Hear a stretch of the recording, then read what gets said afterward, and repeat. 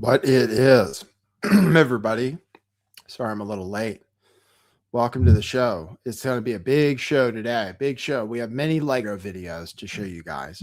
This is the Lego war, the propaganda war.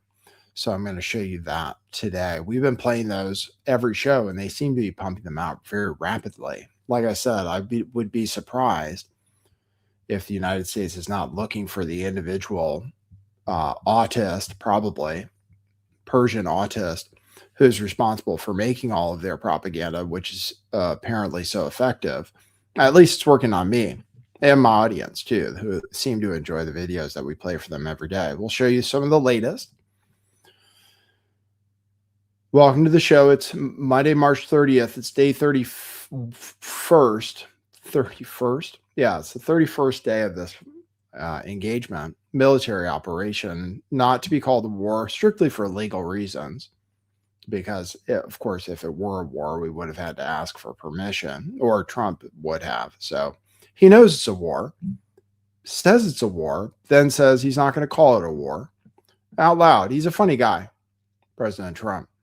He says things out loud that normally nobody ever would. You normally don't admit the things that he admits frequently, like that he expected stocks to be down further, that he expected oil to be higher, etc., when you're trying to calm down the markets and so forth. He's an interesting character.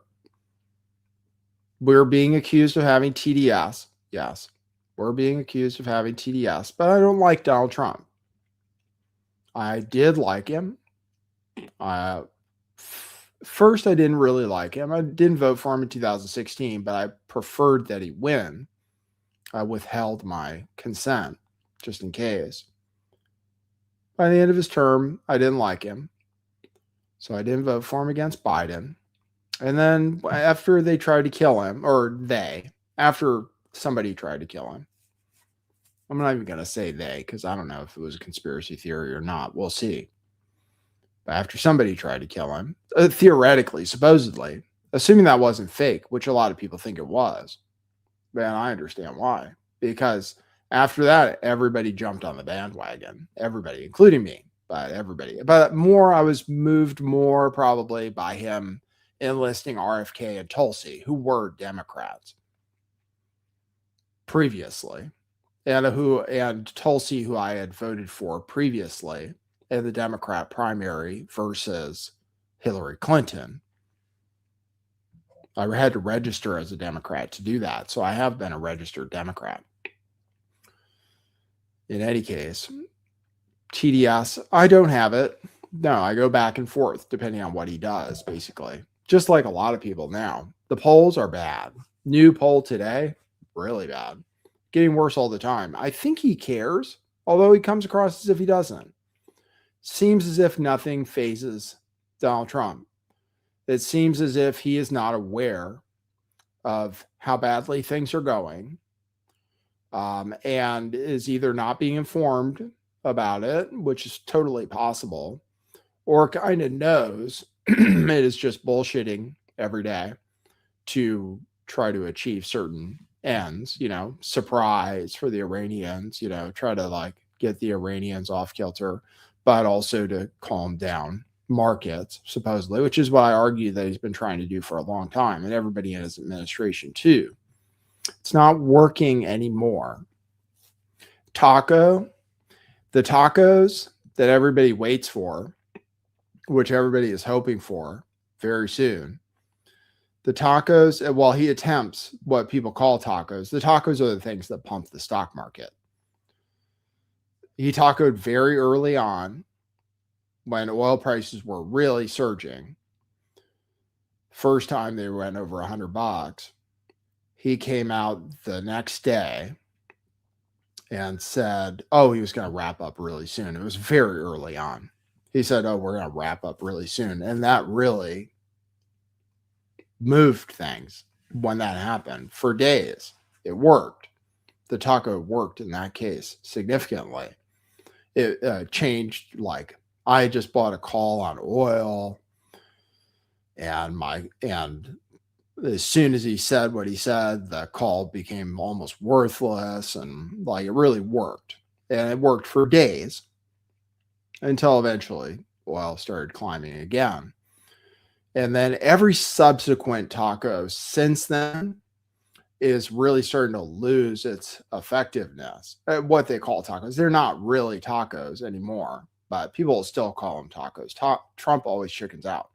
They're just ways to say that things are better. The best, he did a good one when he said that he was having productive conversations with the Iranians. And I was going to ask you guys about that. I was going to run a poll, but I think I know how the poll is going to come out. I was going to run a poll if you think that negotiations are happening. I'm having trouble listening to shows that I used to like because they're so clueless, it seems to me.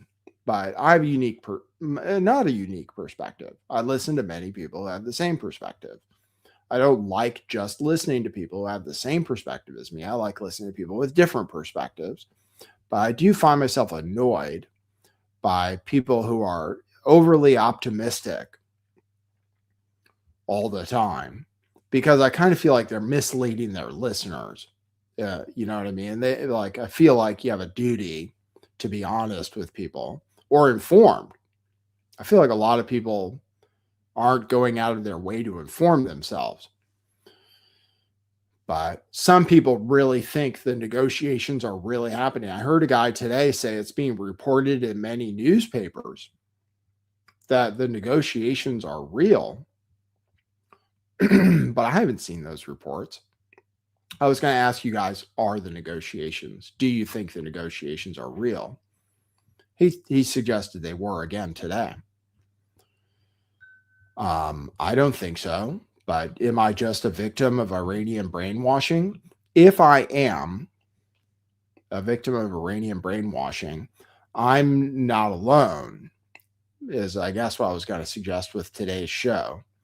People no longer believe Trump, and he's being called out for lying by major newspapers now too. The Financial Times, I think, today about the 20 boats. I'll get into all that stuff. The latest attempt to cool the oil market was that he said that he was given a tribute by Iran, like a tribute, because they want to show Trump, because they're desperate.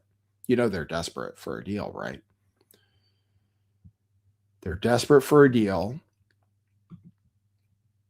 They're giving Trump gifts, 8 tankers, which turned into 10 tankers.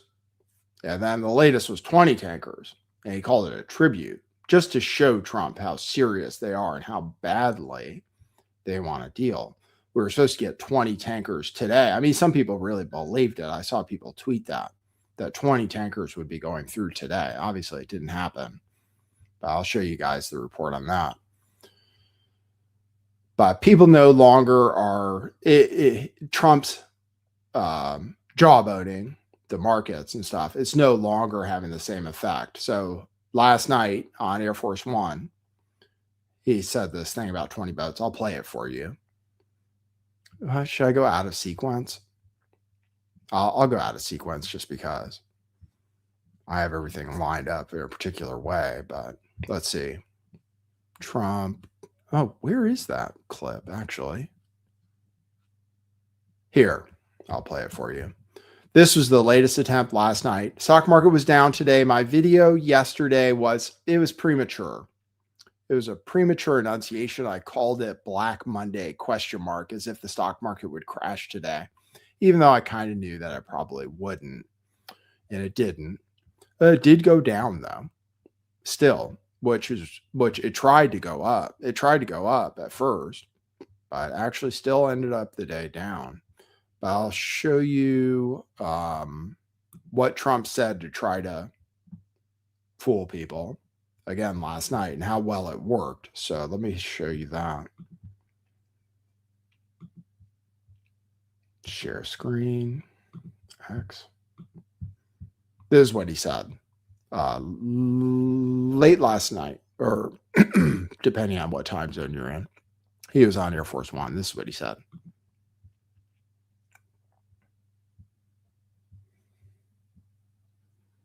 We have emissaries, but we also are dealing directly. And as you know, they've agreed to send 8 boats 2 days ago, and then they added another 2, so it was 10 boats.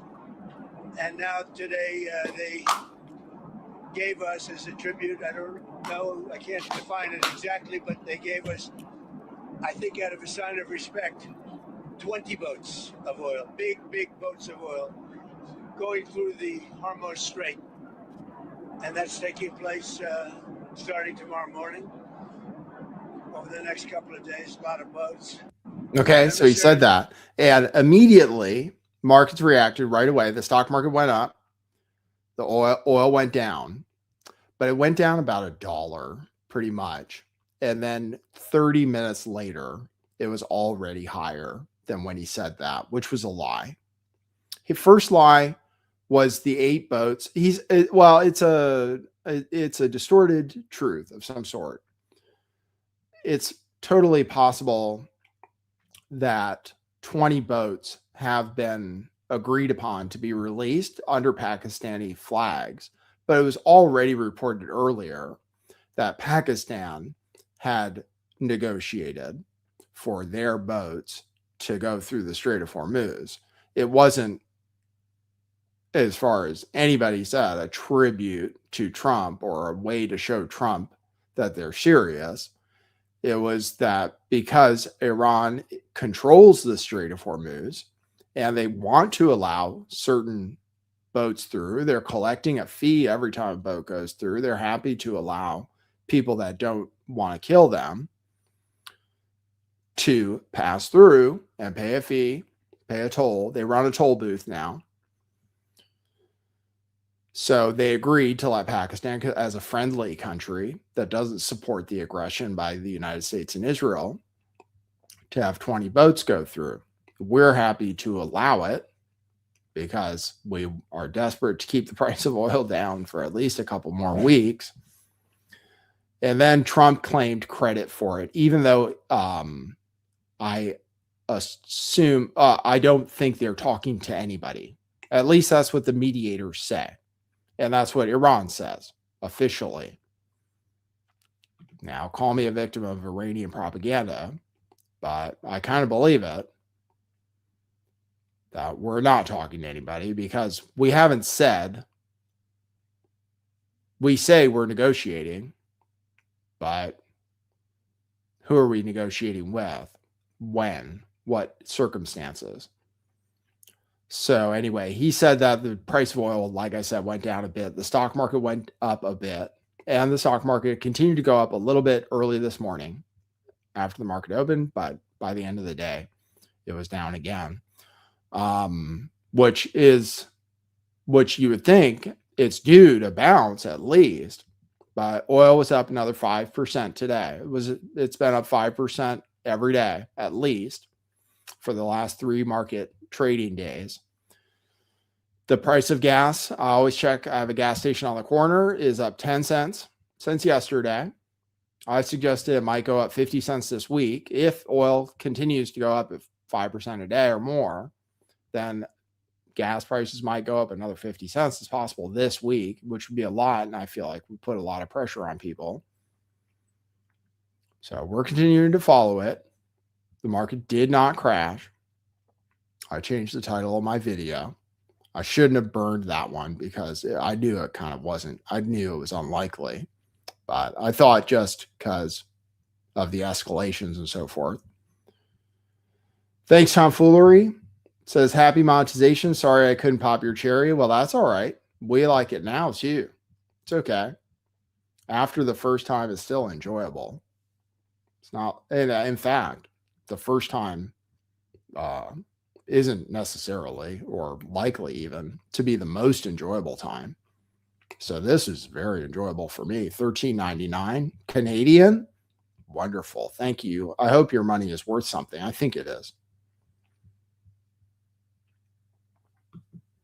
Mr. Happy says gas is still going up and we're making a fantastic profit. Somebody is.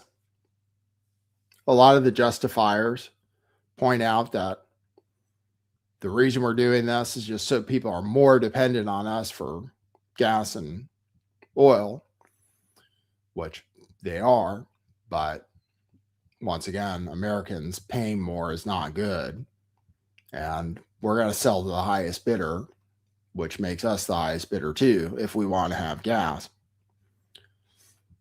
But yeah, we're lucky in America. There are probably going to be lockdowns, even in America, I'm guessing, and definitely worldwide. We're very close, in fact, I believe, based on what people are saying, we're very close to COVID-style lockdowns to save fuel. We're very close. It's already happening. The International Energy Agency, the IEA, already put out recommendations to people for how to save fuel, which is in a lot of places, like Germany's doing it. It's like you can't, like, one day a week, you're not allowed to drive or go to work. Work from home whenever possible. I imagine maybe school. Again, that would be terrible. That would be a terrible result if kids aren't allowed to go to school again. So I hope that's the last resort. In America, we have plenty of fuel for all of us from what we drill up from the ground. Frackers in West Texas, if you're working at a bar in West Texas, you're stoked. And you're probably happy for the world to continue going exactly the way it's going, because we're making a lot of money in West Texas oil fields right now, and the frackers are turning on their wells. We're going to create more oil. We're going to drill more. We're going to drill, baby, drill, which is more a factor of economics than anything else. We weren't making any money at $60 a barrel, our frackers in Texas, and we're making money now. So they're going to turn on their drills. We're going to pump out even more.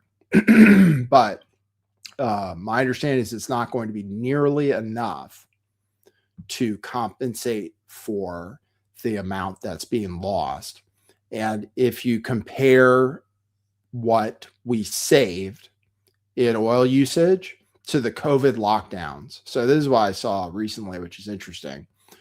We're down, like 20% of the oil comes through the Strait of Hormuz. About 20% of oil and other shipping too mostly goes to Asia. Asian countries are already shutting down, declaring emergencies. Philippines, India's having like riots at gas stations for people lining up for fuel. Other country, Australia is already out of fuel. They're going to start rationing soon. Bangladesh, I don't know. There are other countries that are starting to ration already, and we're only 31 days in. So 20%. Okay, so here's what's going on. It's 20%, but it's not totally 20% shut down yet, because the Arab countries considered that this could happen in the future and made contingency plans. I'll have to show you a map, I guess. They made contingency plans for the Strait of Hormuz being closed. Okay. They built pipelines, like the UAE in particular. They built pipelines all the way to the Red Sea from east to west. So I'll show you a map. Google Maps.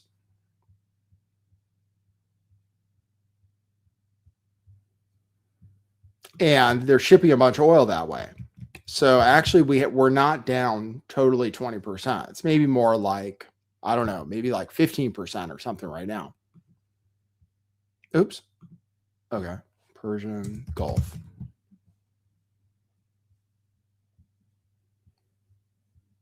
Okay. There we go. So there's the Persian Gulf. All right. Yeah. Okay. Perfect.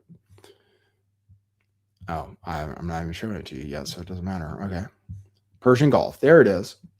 All right. So this over here, you can't even see my arrow. Oh, now you can. This over here is the Strait of Hormuz. This is the Persian Gulf. All the ships are stranded in here right now. They can't leave.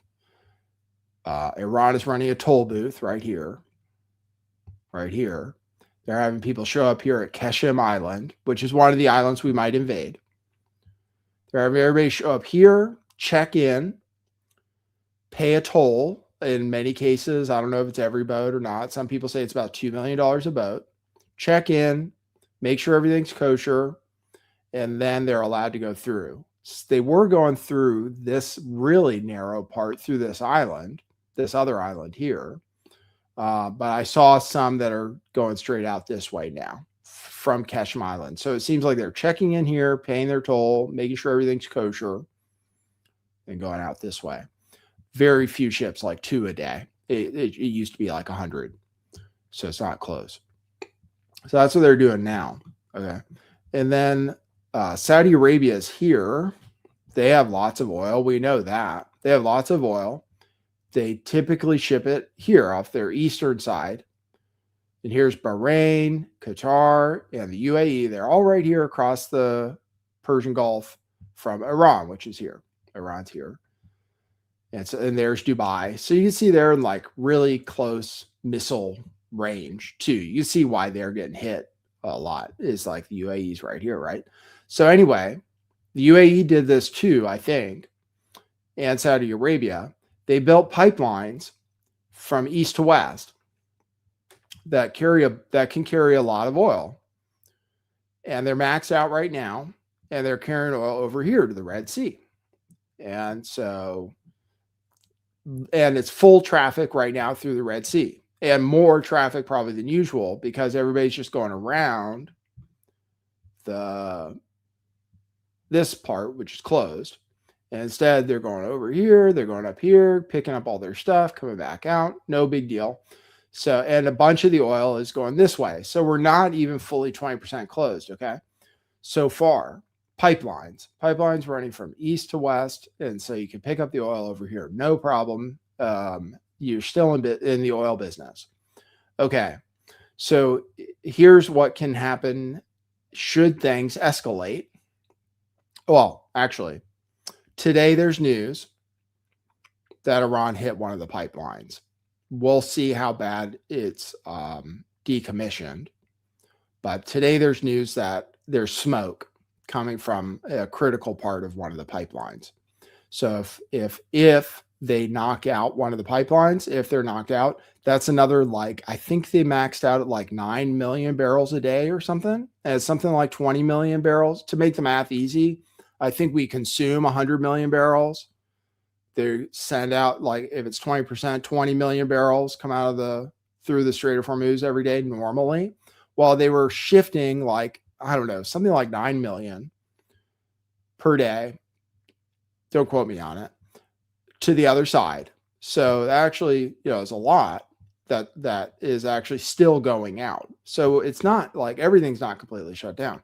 But if they hit a pipeline, boom, that's a lot closer to 20% knocked out entirely. And Yemen's right here. That's where the Houthis are. And so far, they haven't closed this. The Bab al-Mandab Strait. What does that mean? Let me translate that. I think it might have a meaning.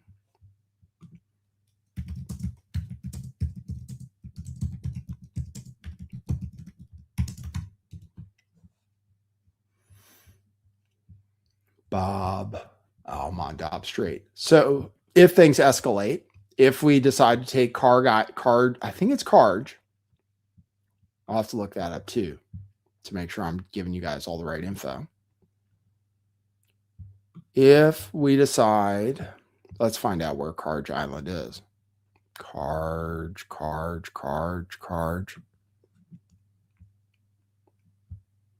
Is it way up there? Kark. I'm thinking that's Karj. Okay, I think that's it. It says Kark on the map. I think that's probably Karj Island. This, I think, is the island that Trump wants to take. It's called the Gate of Tears, right? That's what I thought.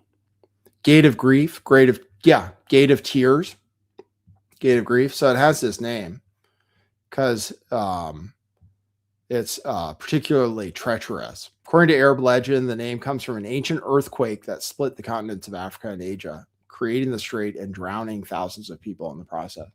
So that's the Mandab Strait. I think this is Karj Island here, which isn't anywhere near the Strait of Hormuz. So if we take it and we're hoping to control the Strait of Hormuz, that's why a lot of people are saying it doesn't help us control the Strait of Hormuz to take Karj Island because it's not anywhere near the Strait of Hormuz. People instead are saying we should take Keshem Island, which is really big, and apparently a bunch of people live there. That we should take this island instead because then we can control the strait. But if we want to control the oil is all pumped out of here. Let me ask if Kark is the same. Is Kark another name for Karg Island? And how do you pronounce Karg? We're asking Gemini. So if we take that, that's where all their oil gets shipped out of because the shores are too shallow for ships. So this is the only place they can load ships. They have pipelines that run to there that pump the oil out there, and that's where they load all of their oil. If we can control the island, theoretically, then we can control the oil. But I don't know what's stopping them from pump. It is another spelling. And oh, it ends in a hard G. Okay, so it is Karg. Okay, I've been saying it wrong. It is Karg Island. Okay. If we can control that, theoretically, we should cut off their money from oil. Theoretically, if we can take it and hold it. But it would require actually invading it and holding it for some long period of time while being really close to the coast where they can fire whatever they want at it. They apparently have sent reinforcements there. They've apparently landmined it. They made a propaganda video about being ready for us there. So I'll show you that. But that's the plan. That's what Trump is kind of suggesting we're going to do. Apparently, he made a Truth Social post today about him saying a long time ago. So anyway, those are our ideas for messing with Iran. Cut off their oil revenue, which would be bad for them. But the question is, can we take it? Or how many casualties, and can we hold it? Because we'd have to continue to hold it. And of course, anything that we're talking about that involves holding involves a longer period of time than we're comfortable with. The clock is ticking. We have 2 weeks left. We have 2 weeks before certain disaster. So the clock is ticking, like I said. All right. So anyway, that's what's going on. All right. Oh, and so Iran may have just fucked up a pipeline. So that oil might be offline forever or years going to the Red Sea. And Yemen is right here. And they've proven at any time, shut down the Gate of Tears and shut down everything coming out of the Red Sea also, which is another 12%. So we're then at around 32% total of stuff coming out, except for what Iran lets out, which is just a trickle. China, India, Pakistan, few countries, maybe Turkey, they're allowed to go through, but they have to pay a fee. Okay. So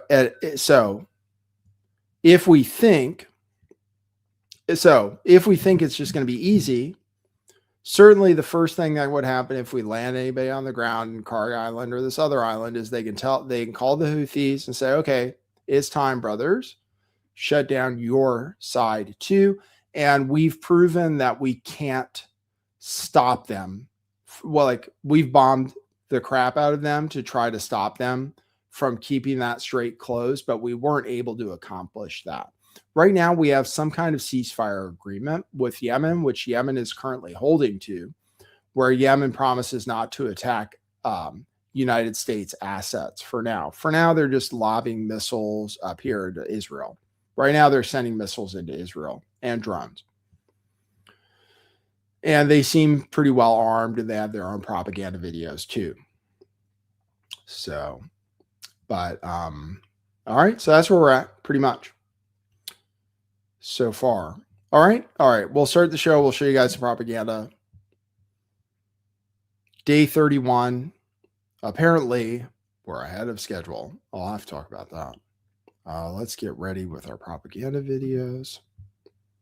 All right, we'll play our intro and get started. Thanks, everybody, for tuning in. Appreciate you. Okay, cue musical intro. Boy, that's brilliant.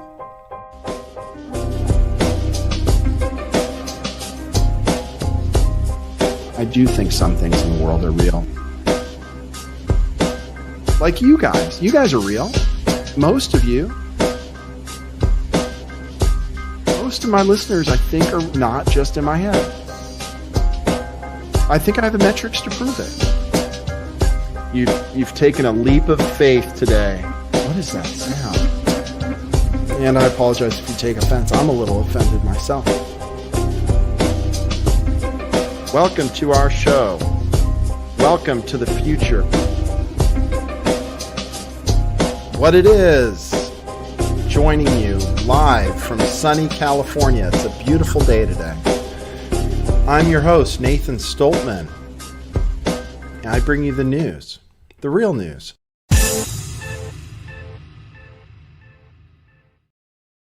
All right, let's give you some videos.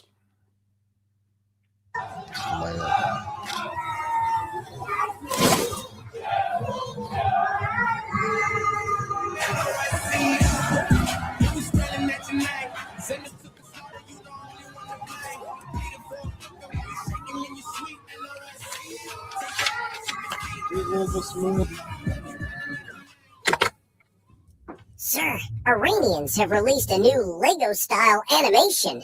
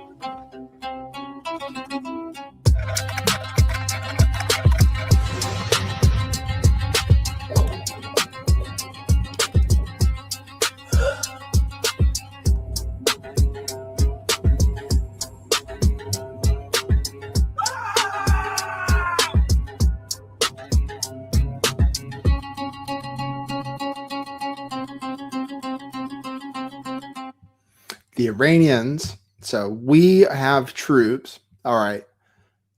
If you want to support the show, there are banners running across the screen. You can give super chats, but a more efficient way to support the show, which is just as enjoyable, is to go to buymeacoffee.com/lifttheveil. You can leave virtual coffees, which are $5 each. You can leave as many as you want and leave a message. And I check that at the end of every show, and they don't take 30%, which is what YouTube takes. And they pay immediately, which YouTube doesn't. So if you'd like to support the show, you can also go to buymeacoffee.com/lifttheveil. You can also go to Truth Revolution Clothing. That's our clothing shop. That's at truthclothing.io. Also running across the bottom of the screen. Here are some of the styles. Everything is on sale for $5 and $10. Not because it's bad, but just because it's on closeout, going out of business, liquidation sale. Everything on the site. It's $5 or $10 for very high quality t-shirts that last a long time. Bitcoin, question everything.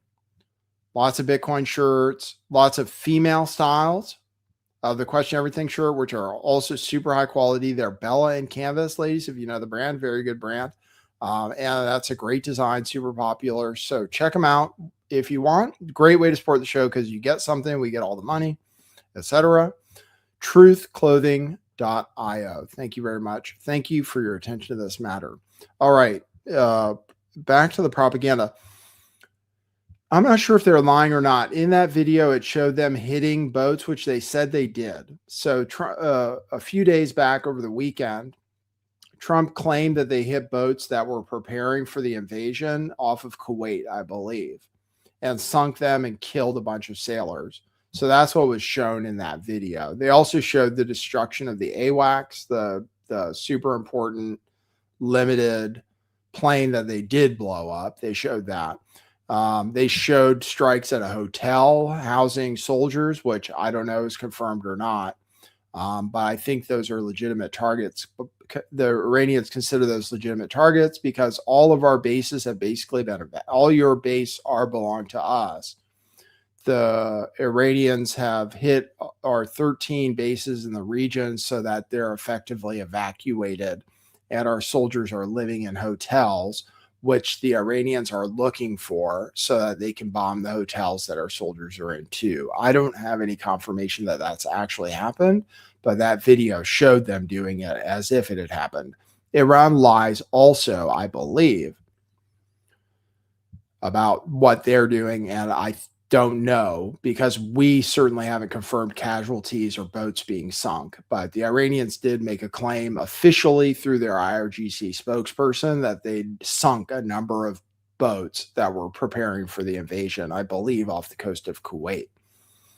So I guess we'll find out how much the CENTCOM is lying to us. But CENTCOM denied that. Actually, CENTCOM officially denied it. CENTCOM has an account.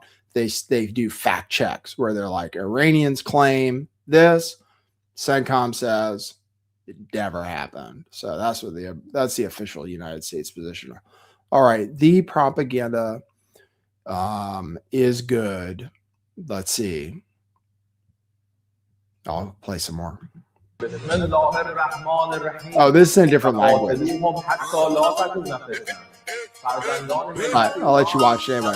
امسال بمبا میخوره کف ایفا پر میشه اعلامیه فوتا روی دیوار چهارشنبه سوری تل‌آویو آتیشه به یاد بچه‌های مینا امسال بمبا میخوره کف ایفا پر میشه اعلامیه فوتا روی دیوار چهارشنبه سوری تل‌آویو آتیشه به یاد بچه‌های مینا میگم میخوام فتنه کنم بریزن خیابون پهلویای کمی خالی شده جیباشون هرچی میخوای داد بزن جا طرف به منافق آتیش میزنی تو پیتامون دشمن هر کی پشت تو طول سگ دوید پیچیده بوی پول بد جوری ولی کاری میکنیم بریم مثل اربابت ویدیو برسونیم با هوش مصنوعی همه بچه‌ها جنگی شدن سرا سنگین 1 کیلو اکلیل سرنج توش زندگی پر پستی بلند ولی گندگوی جلو ما واسما بلند بود دست ما جا طرف میبینی از 58 و سینمون پلاک شک دیده نمیشه به هیچی کرد یاسین نمیخونیم تو گوش خرولا تفریح امسال چهارشنبه دشمن سوزی تو اسرائیل تحریم امسال چهارشنبه سپاه دنبالتونه مثل اسرائیل امسال بمبا میخوره کف ایفا بر میشه اعلامیه فوتا روی دیوار چهارشنبه سوری تل‌آویو آتیشه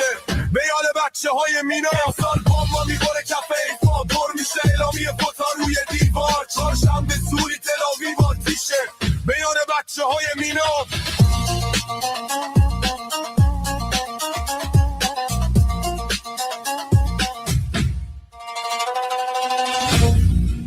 All right.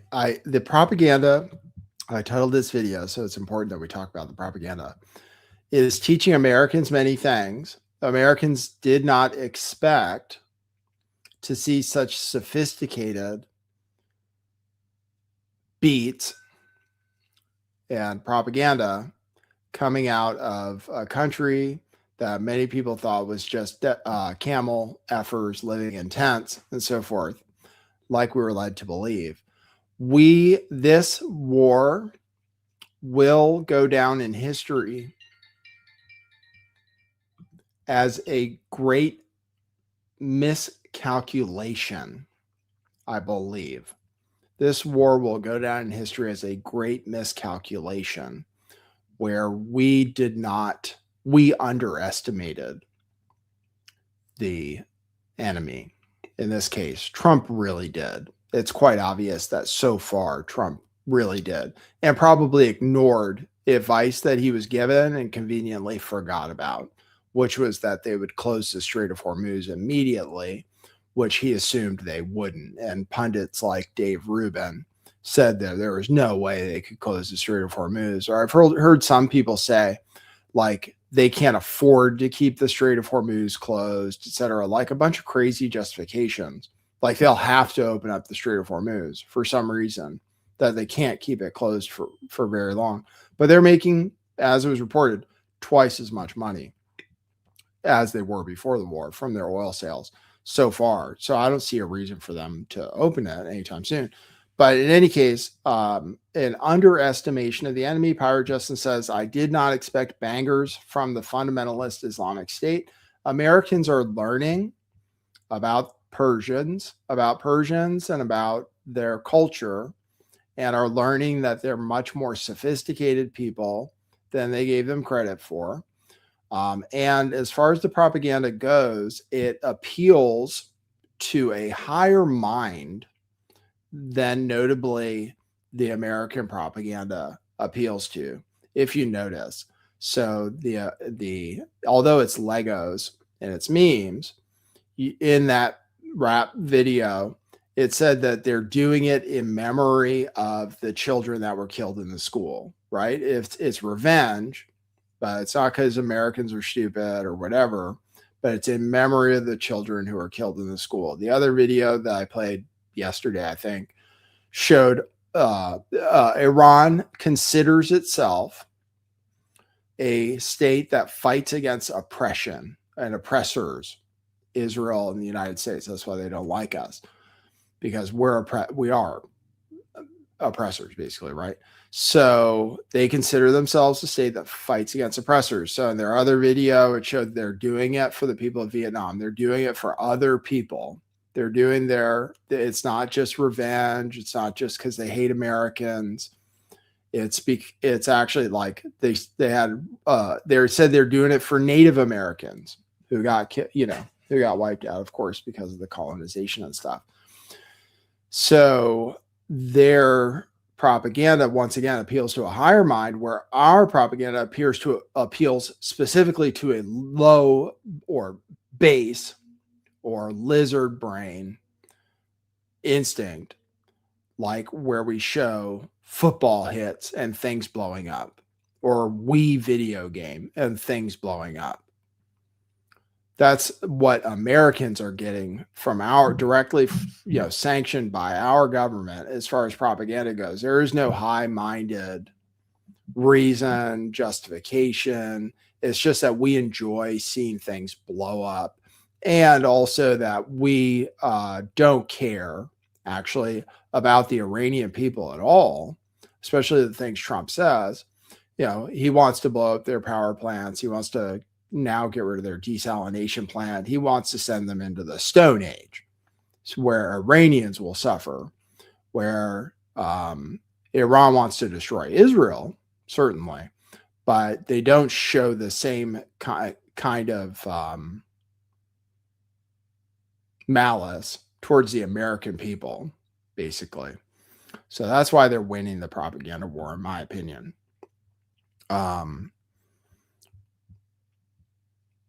And they don't threaten to do things unless we do something first. Also, the way they're fighting the war is they're trying to follow the international rules of war, which is that they don't do anything first.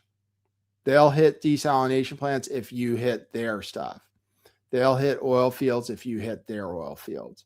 They didn't do anything first. They were attacked first. They're responding to the aggression, basically. So they've given themselves the moral high ground, basically. They've given themselves the moral high ground, and they haven't closed the Gate of Tears yet. They're waiting to do that. They're never doing something first that would cause them to be attacked more Instead, they're waiting for the aggression from us or Israel and then responding in kind. And maybe escalating a little bit, but that's the way the war is being prosecuted. So anyway, here's another video. This is a response to the idea that we're going to invade Carthage Island and that it'll be good. So here's welcome to Iran's hell, it's called. This is to scare our soldiers, I guess. They portray our soldiers as evil. It's true. And they want to kill our soldiers. And the messages come closer. And we are threatening them right now. Like the idea of ground forces being there is that I still think we don't want to do it. I still think we really don't want to send in ground troops at all because of the risk. So, but we're still sending everybody over there. So Iran thinks we're serious or knows we're serious and can do it at any time in order to intimidate them, because Trump still is proving that he thinks threats work because it worked in Venezuela. Basically, it kind of all goes back to that stupid campaign in Venezuela. Because it worked in Venezuela, because the Venezuelan people are not the Iranian people, because Delcy Rodriguez wants power, doesn't want to die. She's a lot different than the Iranians, who, if they died, it would be a blessing.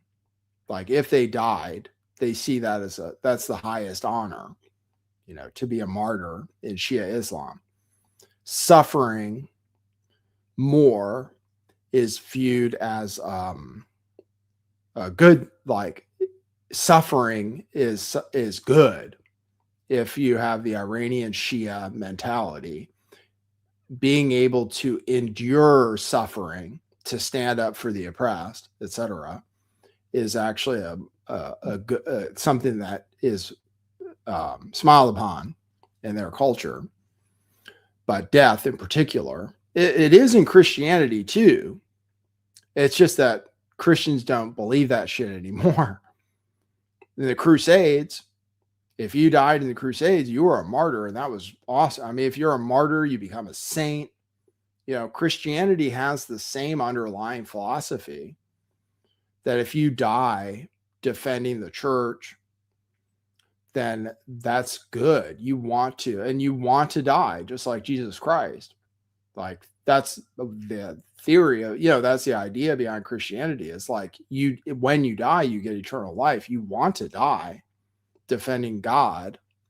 You want to be like, oh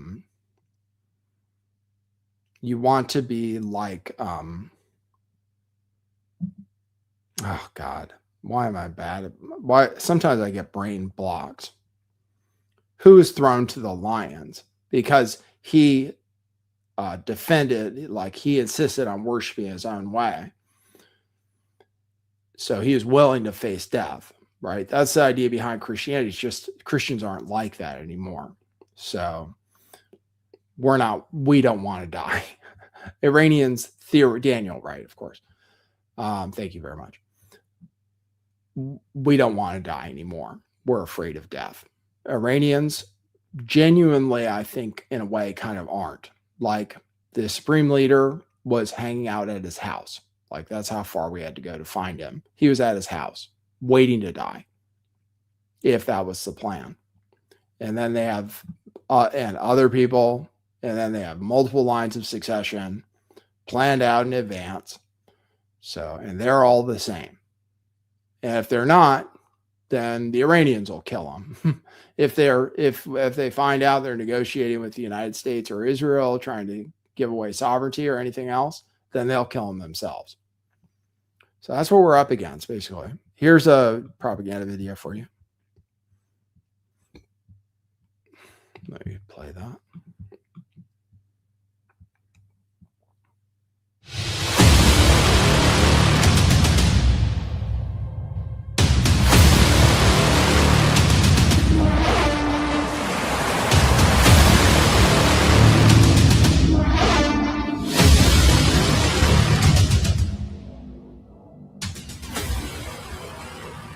island is empty. There is no sign of anyone. That's Parg Island.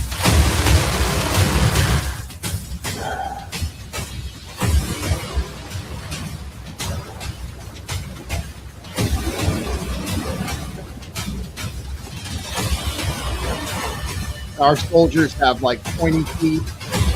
We're evil. Glowing eyes.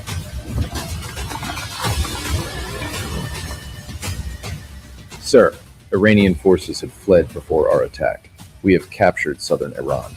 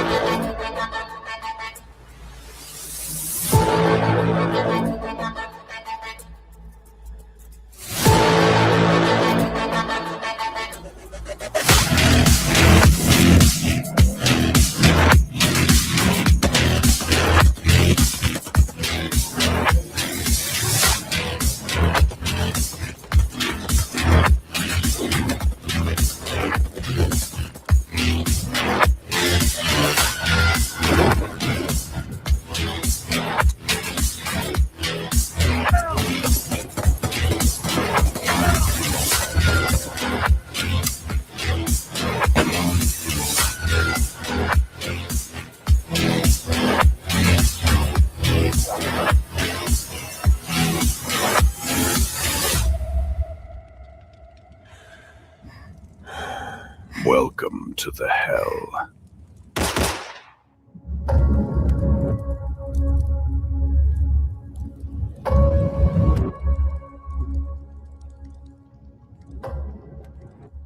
Yeah, it's like Japanese anime.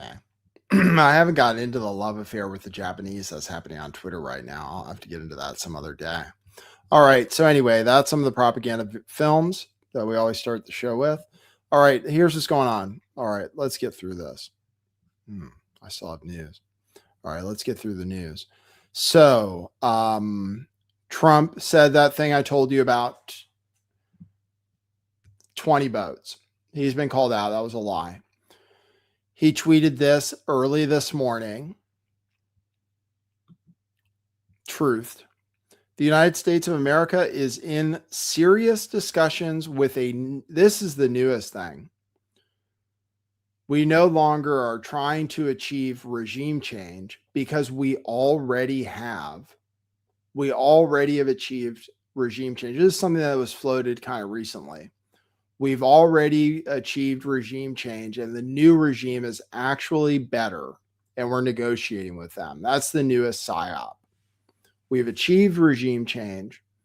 The new regime is very reasonable, and they're negotiating with us. So that's how he starts this one out. The United States of America is in serious discussions with a new and more reasonable regime to end our military operations in Iran. Great progress has been made, but if it's a big one.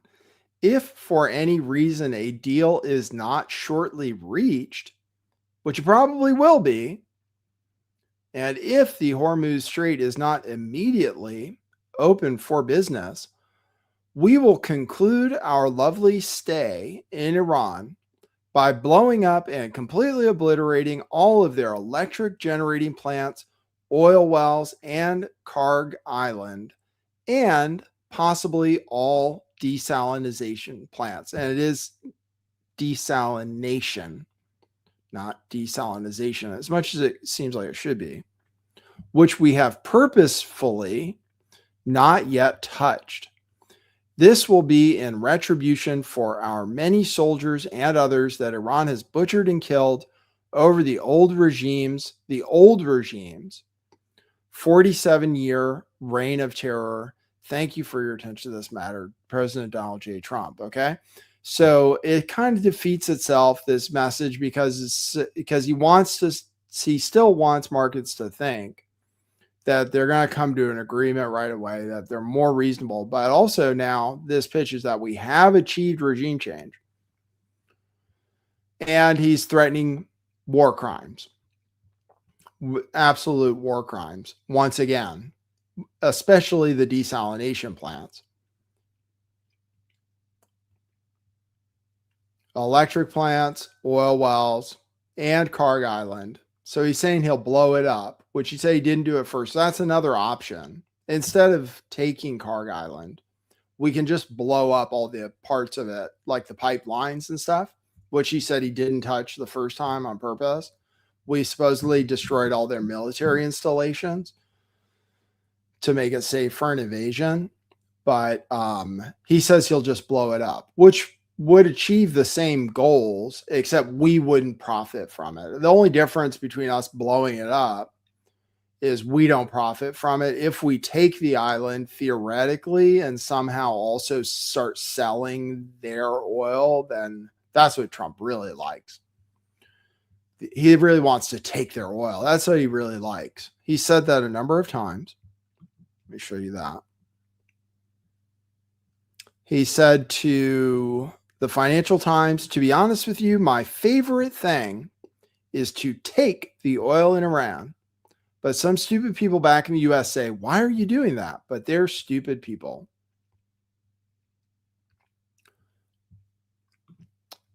Many people think that the deal ultimately will include us somehow getting a share. That Iran wants to make a deal so badly that they're actually going to let us get a share of oil revenue, kind of like Venezuela did, basically.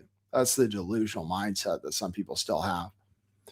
So that, he said, he truthed this old video of him saying they should take Karg Island a long time ago.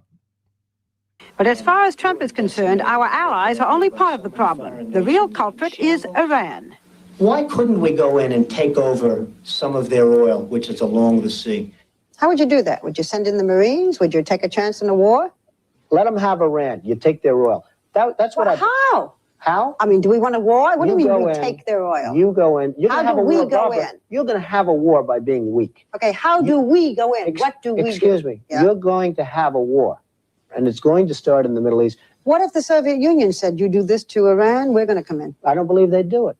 The next time Iran attacks this country, go in and grab one of their big oil installations. And I mean grab it and keep it and get back your losses, because this country has lost plenty because of Iran. But as far as Trump is concerned, He made his own prediction come true. There's going to be a war. Well, there's going to be a war if you start one. Sure. Yeah, that's true. That's true. Iran never started a war. Here is, in response to his threat for war crimes, they're actually calling out the press secretary for that. The president posted this morning about, his threat on leaving Iran. He said we might blowing up and completely obliterating all of their electric generating plants, oil wells, Karg Island, and possibly all desalination plants. Under international law, striking civilian infrastructure like that is generally prohibited. Why is the president threatening what would amount to potentially a war crime with the U.S. military? And how do you square that with the administration repeatedly saying that the U.S. does not target civilians? Look, the president has made it quite clear to the Iranian regime at this moment in time, as evidenced by the statement that you just read, that their best move is to make a deal, or else the United States Armed Forces has capabilities beyond their wildest imagination, and the president is not afraid to use them. That's not what I said, Garrett. And you're saying the word potential for a reason, because I'm sure some experts are telling you that in your ear to try to ask me that question. Of course, this administration and the United States Armed Forces will always act within the confines of the law. But with respect to achieving the full objectives of Operation Epic Fury, President Trump is going to move forward unabated, and he expects the Iranian regime to make a deal with the administration. To that end, which of Haley, those go ahead. objectives would destroying a desalinization plant most help? There you go. At least they're calling them out. Which of those objectives? They've changed the objectives. I'll show you that. Here's Scott Bessent saying that we're going to take the Strait of Hormuz. But over time, the U.S. is going to retake control of the straits, and there will be freedom of navigation, whether it is through U.S. escorts or a multinational escort. But so he says we're going to take it somehow.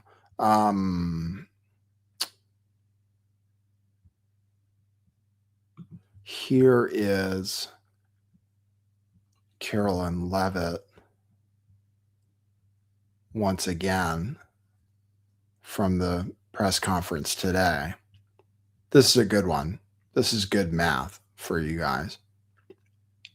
2 weeks. Clock is ticking. 2 weeks. It has to be over in 2 weeks. Otherwise, we're all dead. Pretty much.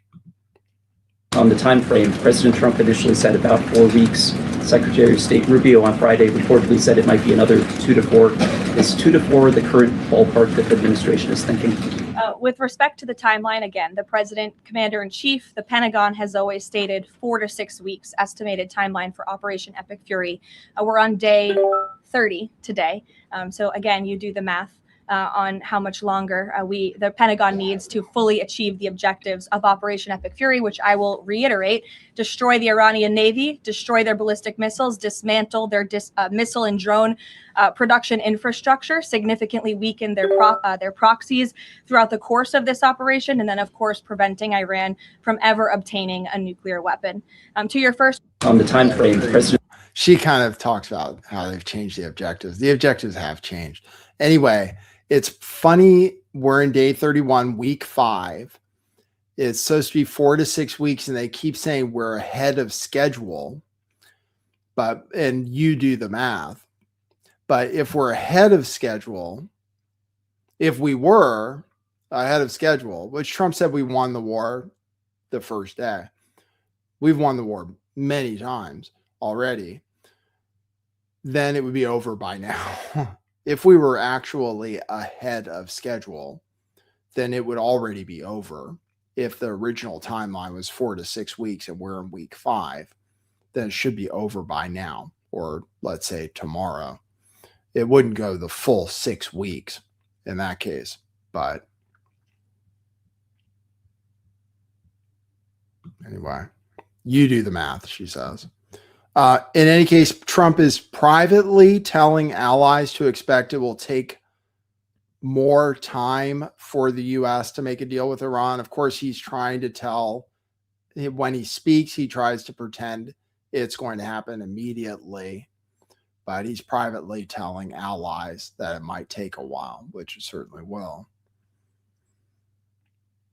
Let's see here. Trump said we're dealing with a new and more reasonable regime. And then here is what his Secretary of State says. At the end of the day, we have to see if these people end up being the ones in charge, seeing if they're the ones that have the power to deliver. We're going to test it. We are hopeful that that's the case. There are clearly people there talking to us in ways that previous people in charge in Iran have not spoken to us in the past. Some of the things they're willing to do, some of the things they're saying they're willing to do. Obviously, they have to go do it. We're going to test that proposition very strongly because we always prefer to settle things through negotiation and diplomacy. But we also have to be prepared for the fact that that effort might fail, that we are dealing with a 47-year-old regime that still has a lot of people involved in it who aren't necessarily big fans of diplomacy or peace. At the end of the day, we have to see if So he says we're still dealing with the same regime. Trump says we're dealing with a different regime, which is a lot more reasonable. He says, oh, it's the same regime. It's the 47-year-old regime, which doesn't want to negotiate.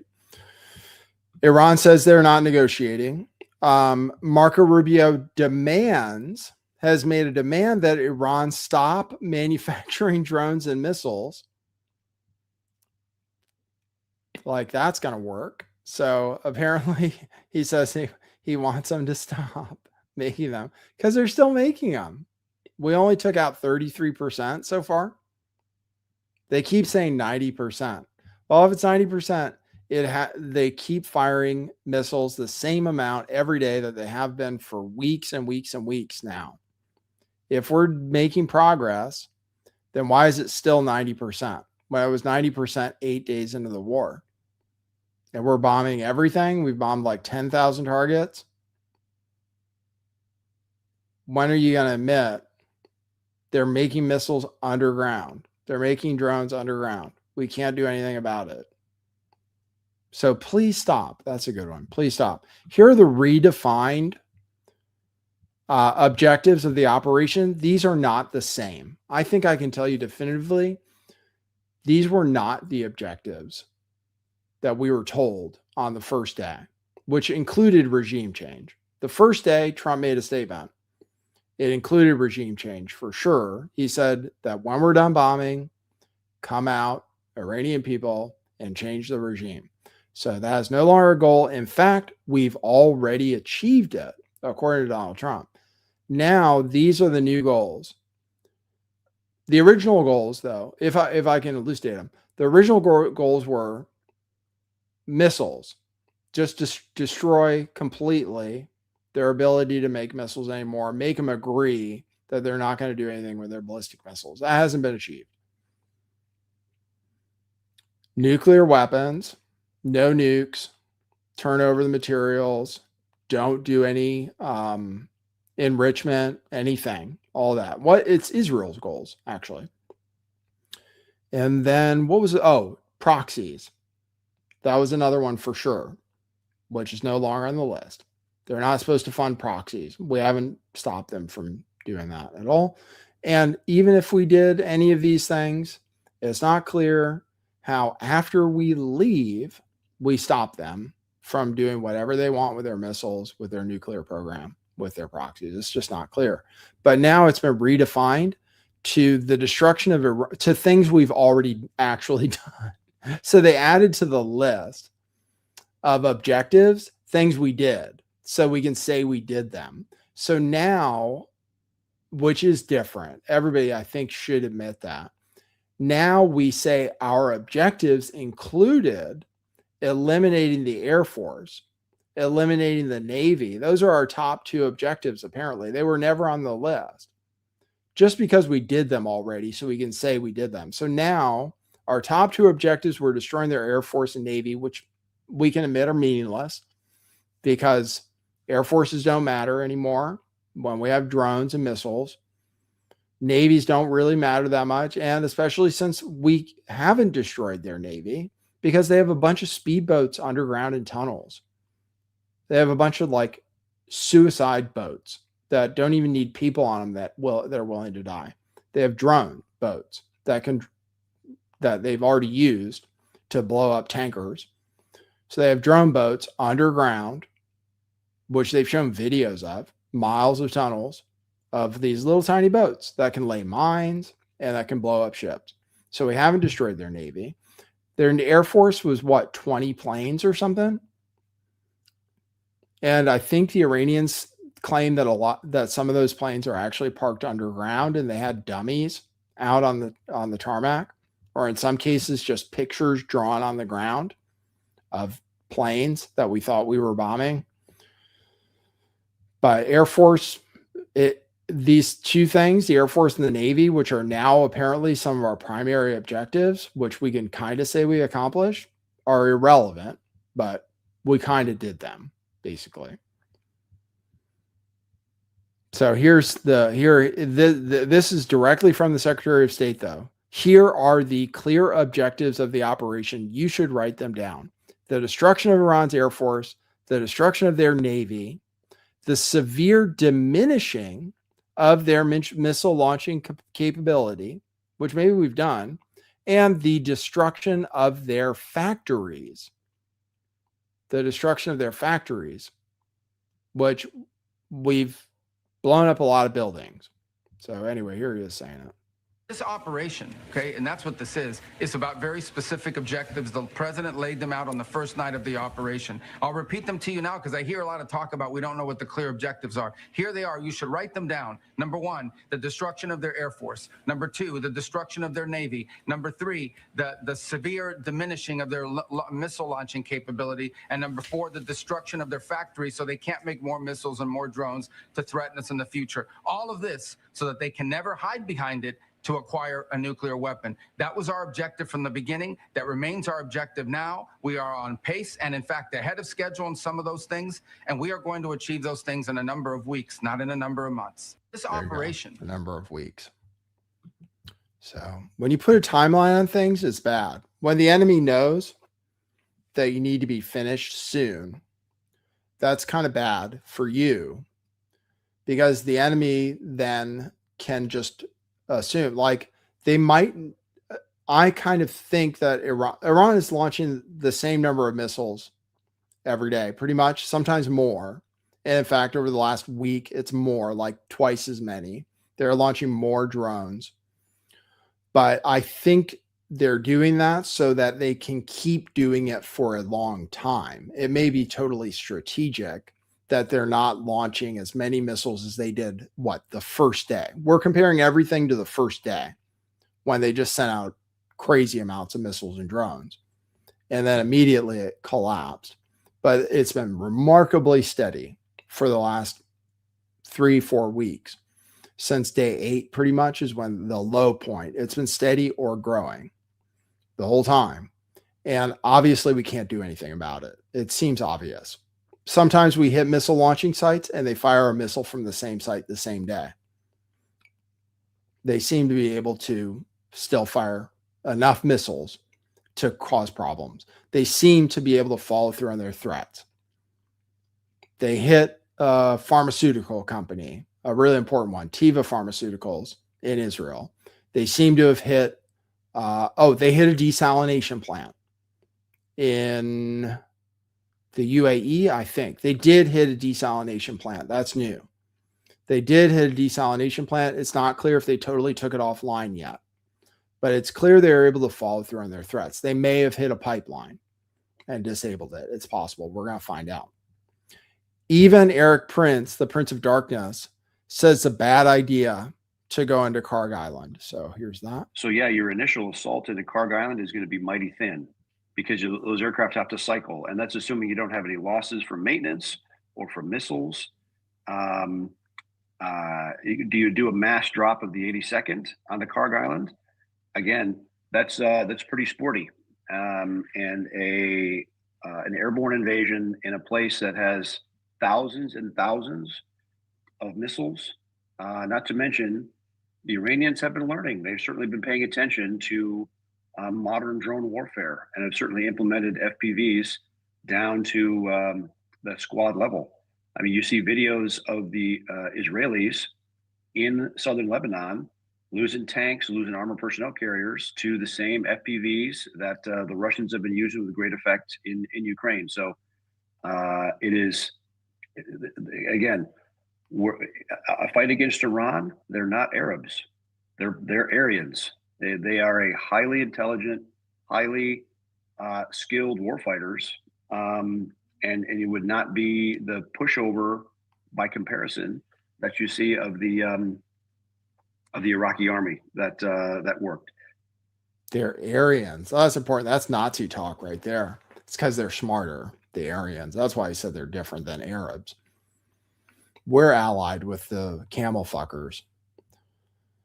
The Persians are like us. They're Aryan, scary, very sophisticated. So even Eric Prince says it's a bad idea. All right. Okay. 2 world leaders are like, I'm predicting economic catastrophe, of course, on this show. Because many people are, that I think are probably being honest. And that I've learned, I think, that even if the Strait of Hormuz is going to be opened, which I don't think it's going to be, that the damage has already been done because the oil fields have been blown up, because the LNG that's been taken offline for years that there will be economic consequences that will be very serious for a long period of time, no matter what takes place now, even if the Strait of Hormuz theoretically opens tomorrow.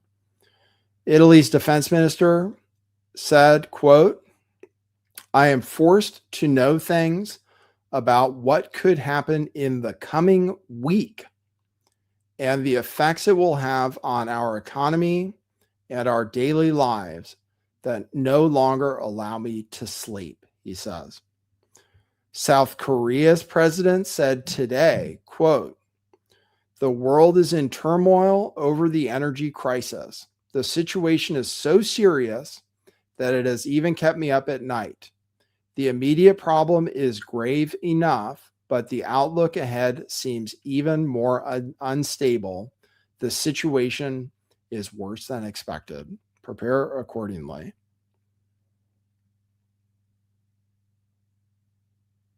All right. Then in other news, Lindsey Graham is walking around Disney World by himself, carrying a girl's toy. So TMZ is on top of that while airports are snaggled and snarled and stuff. And Republicans try but fail to blame the Democrats for the shutdown, even though the Senate passed a bill to fund everybody 100-0. The Republican House decided that wasn't good enough and then went on vacation.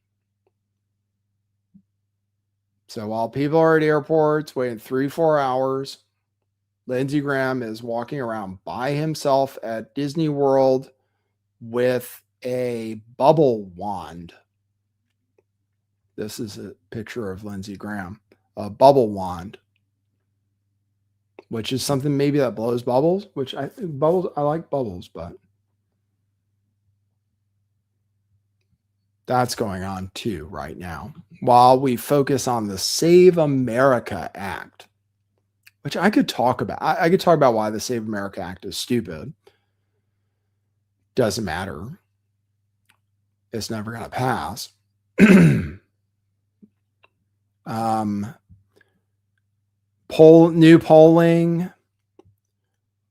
polling. Oh, he's at 33%. The latest poll says he's at 33% approval.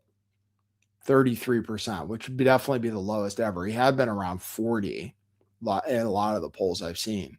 New polling has him at 33%. This was a scene at a Republican congressman's town hall, a Republican congressman who supports the war. Some veterans were yelling at him and then were escorted out. I'll show you this. Fuck you! This is what I serve my fucking country for! Freedom of speech, you piece of shit! Feel free to leave. I'm a constituent. Answer the question. If you're going to act like that, you've interrupted repeatedly. Hey, we're just going to wait for you done. Answer the question. Freedom of speech, That's dude. freedom of speech. Let him stay. Let him stay. Let him stay. Let him stay. Let him stay. Let him stay.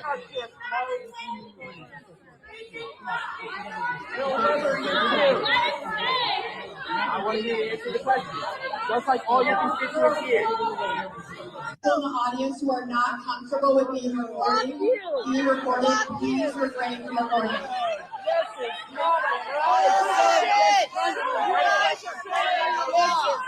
Dude, fuck you! This is fucking wrong. I can't believe you guys are participating in this shit.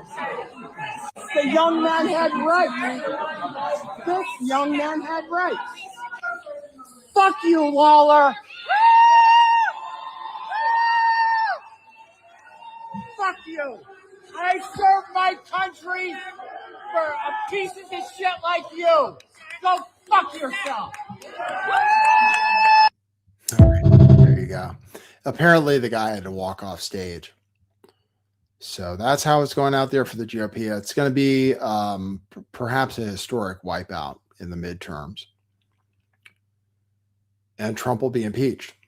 I don't know if they'll kick him out or not. They won't have enough Democrat votes in the Senate, no matter what happens, to reach, I think they have to reach 2/3.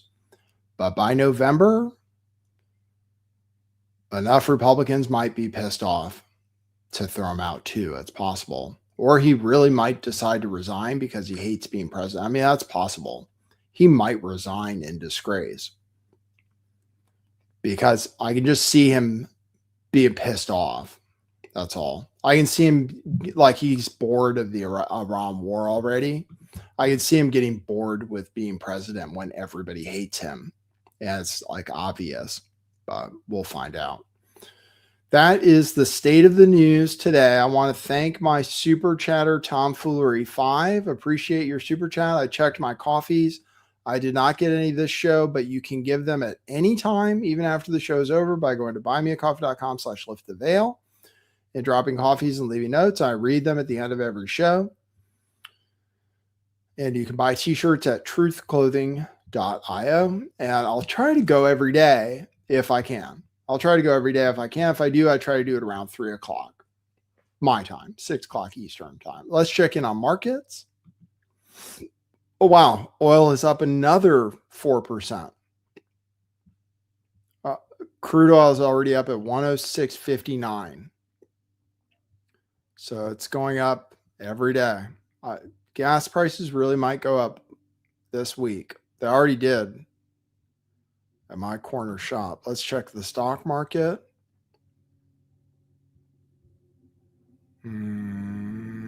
Indices futures.